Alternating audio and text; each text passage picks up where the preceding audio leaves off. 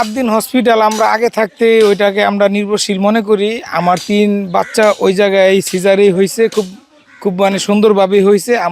আমরা সবাই সুস্থ হয়েছি। বড় ভাইয়ের একে ছেলে হয়েছে, পরে ছোট ভাইয়ের মেয়ে হয়েছে, পরেই এই এই প্রবলেমটা দেখা দিছে।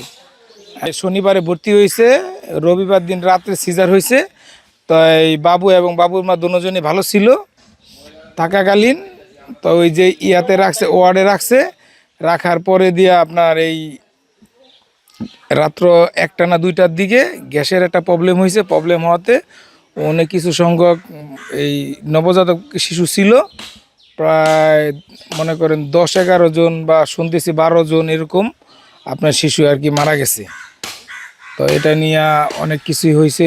গেল 27 তারিখে আমাদের রিলিজ দেওয়ার কথা, 12টার দিকে আমাদের ছেড়ে দেব, আমরা 12টার দিকে নিয়ে চলে আসবো। তো এর ভিতরেই আপনার এই দুর্ঘটনাটা হয়েছে। আমরা এটা সুষ্ঠু বিচার চাই এবং স্বাস্থ্যমন্ত্রীর কাছে অবহিত করি যেন এই যে শিশুগুলা কিভাবে মারা গেল এটা সুন্দরভাবে তদন্ত করে যাতে প্রতিবেদন দেয়, তাইলে তো আমাদের ফ্যামিলিটা, পরিবারটা একটু সান্ত্বনা পাইব। ঈদের আগের দিন বলছি যে না, আমাদের ছুটি দিয়ে ঈদের আগের দিন আমরা নাতনি নিয়ে দেশে যাই, ঈদ করবো, গরু কুরবানি দিব, সবাই মিলে খাবো, নাতিনের কোলে কাকে লবো, নাতি নাতকুররা, ঠিক এরকম আশা নিয়ে আসছিলাম। কিন্তু যেদিনকে ছুটি দিব এদিনকে সকালে নাতিনের এই অবস্থা হয়ে গেছে। কী করুম, আর আস্তে আস্তে রাত্র হয়ে গেছে। রাত্রবেলা আসছি, এখন আমার আর কেন দাবি নেই, হ্যাঁ কাছে সূক্ষ্ম বিচার চাই, হ্যাঁ কী করতে চাই সেটা হ্যাঁ করুক, সূক্ষ্ম বিচার চাই। আর এই মালিকের কি গাফিলতি আছে, সব নোংরা হয়েছে স্যার, এখন সব নোংরা হয়েছে।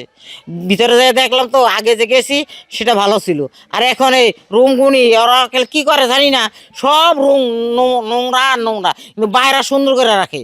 বাইরে যে লোকজন আসে ওখানে সারাক্ষণ মুছতেছে, ভিতরে কোনো মোছামুছি নেই। হ্যাঁ গো, 3 বেলা একটু মুছে, আর কোনো খবর নাই। মানুষ আসতেছে আর যাইতেছে, আসতেছে আর যাইতেছে, এদের কোনো পরিবেশ সুন্দর নাই। এদের বিচার চাই, সূক্ষ্ম বিচার হোক, আমি আর কিছু চাই না স্যার।